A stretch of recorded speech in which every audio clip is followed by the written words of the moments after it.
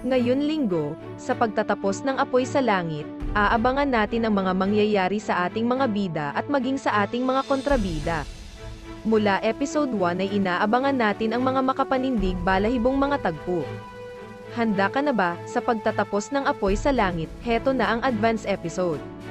Hihingi ng tulong si Estela sa mga pulis, para ipaaresto sina Idang at Cesar, dahil nga sa hindi siya patahimikin ng multo ng nakaraan, ay tuluyan nang tatapusin ni Estela ang kasamaan ni Cesar at Idang.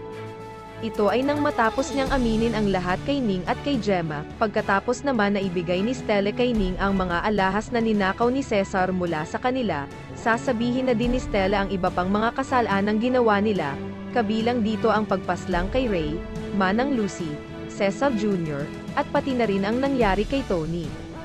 Hindi matatanggap ni Cesar ang ginawang pagtatraidor na ito ni Estela, ngunit handa nang itama ni Estela ang mga pagkakamali niya, kahit pa ito ay magiging kapalit ng buhay niya.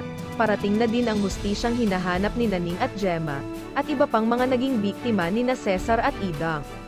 Mawawakasan na kaya ang mga kasamaan ni Cesar at Idang, tuluyan na kaya silang madadagip ng mga pulis, may masasawi kaya sa pagtatapos ng Apoy sa Langit? Yan ang mga aabangan natin, sa pagwawakas ng Apoy sa Langit. Para naman sa mga ganitong content, marapat lamang po na mag-subscribe sa ating channel. Hanggang sa muli po, maraming salamat po.